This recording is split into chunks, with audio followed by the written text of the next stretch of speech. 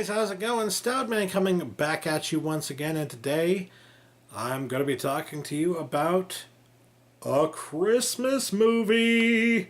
Yes, it's that special time of year again where we talk about holiday movies and watch holiday movies and whatnot. And I'm actually going to be doing some holiday movie reviews and whatnot over the next few days. But I figured I'd start it off with a movie that I just recently picked up and decided to watch with some friends of mine, and that would be the most loving, family-oriented film of all time, Krampus. Yeah, not really family-oriented, but I don't care because it was really fun to watch this.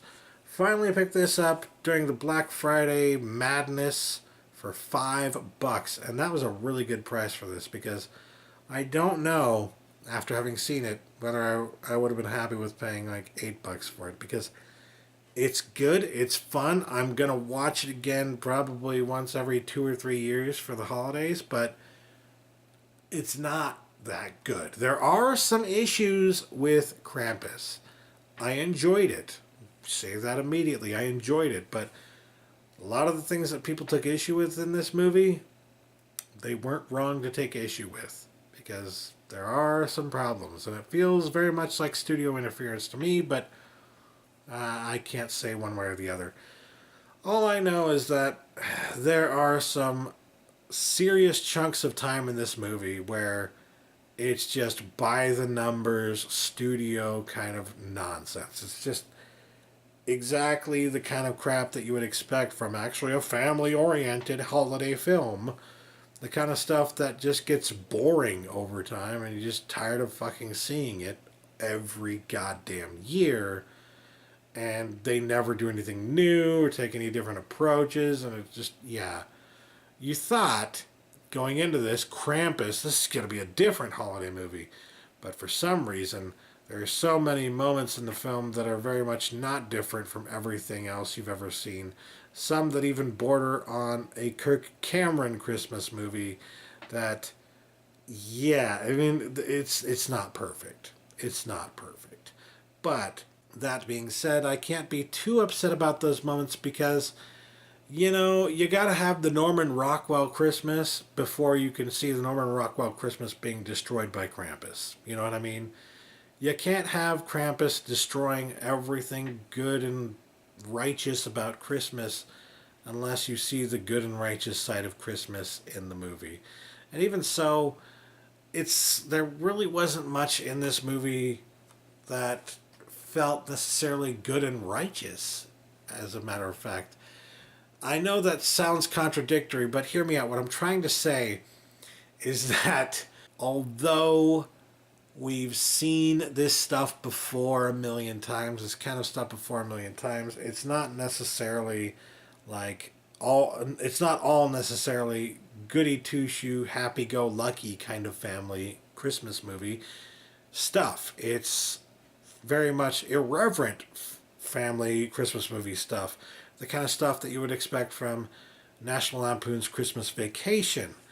But that being said, most people nowadays would consider National Lampoon's Christmas Vacation kind of tame. It's still a great film and something that I watch every single year because it's a classic. You gotta watch National Lampoon's Christmas Vacation every goddamn year. It's important. It's a necessity. But that being said, there are elements of the irreverence in that film that over time have become less powerful. You know what I mean? It's about as irreverent as any Simpsons cartoon was back in the 90s. And we've seen things get a lot more crazy in recent years, and I don't understand why they couldn't have taken that approach with this film, and that's why I say studio interference. Because it really feels like the studio came in and said, no, you can't do that, no, you can't do that, no, you can't do that. And I'm just sitting here thinking, what the fuck? That would have been awesome. You know? So, the movie has moments where there are characters who sound like they're coming out of a classic holiday Christmas movie that you wouldn't give two shits about, right?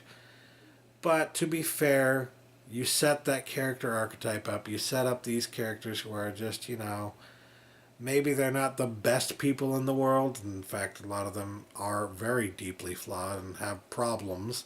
But even though you're seeing that in the film, you know that at some point, these assholes that you're really not enjoying very much of because they're both boring and assholes are going to get their comeuppance. And it does happen in spectacular, glorious fashion. There are so many moments. If for only one reason, this is definitely worth watching and owning, especially if you can find it for like $5. And that one reason is the creature effects and the creatures that are in this film. They're so kooky and weird and fucked up and awesome. You are not going to expect them. I didn't expect them. I saw the trailers and I still didn't expect the level of what the fuckery that I saw in this movie. And it was just like every single time something like that popped up, every single time a creepy monster of some sort popped up, I'm just sitting there like, what the fuck even is that? Oh my god. And just the glory of me loving these kinds of cheesy horror movies based on like 80s horror movies and stuff like that. Me loving that kind of crazy shit. I can't get enough of it, right? I can't get enough of the crazy concepts that these filmmakers come up with. And well, this guy is Michael Dougherty. He's the guy behind Trick or Treat, and he is a goddamn genius. And there were a lot of actually parallels between this and Trick or Treat in a lot of ways. So I was thankful for that, and I was thankful that he added in a lot of really cool creatures in this movie that just took it to the next level in every conceivable way. Whereas it starts off kind of slow and there are a few funny moments here and there. Eventually it just goes batshit crazy and you fucking love it. It almost begins to feel like a Sam Raimi Evil Dead kind of movie at one point. And I loved that about it. It went off the rails so fucking quick and it was so cool to see it go off the rails. Unfortunately, I kind of saw where the story was going from a mile away. I knew exactly what they were going for with the story. I didn't know how it was going to end in total, but I knew that the concept behind the story. I could see where it was headed fairly early on. And the mere fact that I kind of caught on to that so early and, it wasn't necessarily a mystery to me throughout the majority of the film. I love a film that can keep that a mystery from you for a long time. And this one just didn't do the trick in terms of that aspect. But, like I said, those creature effects, those awesome creatures going off the rails in a Sam Raimi Evil Dead-esque way so quickly and so crazily. I mean, that alone is a selling point for this movie. That alone makes this movie a boatload of fun to watch. Unfortunately, again, one of the reasons that I say studio interference is because the ending is one of those trope endings that you're not sure if this is a joke that the filmmaker put in there because he knew it's a trope that everybody sees in these fucking movies and is fucking tired of seeing, and he just wanted to put in a little gotcha kind of thing to the audience or whatnot. But it really feels like the studio came in and said, well, no, you can't have it end that way. That's too scary. That's too horrifying. And so he had to do it that way instead. And actually, the way he does it in this movie, it kind of leaves it open-ended in a certain way. It leaves it open to interpretation. You can interpret it as it being the trope ending, or is it actually the trope ending, or did they go for something a little bit more sinister there? There are varying ways that you can interpret the ending there. And I feel like that's probably a compromise. The way that they ended this movie very much felt like a compromise between the filmmaker and the studio. Studio didn't want anything too horrifying. They wanted the happy ending. And the filmmaker said, fuck that. Here's this. How about this? Is this okay? And I feel like the studio interfered with this movie in way too many ways. So ultimately, out of 10, that's how I like to do these ratings.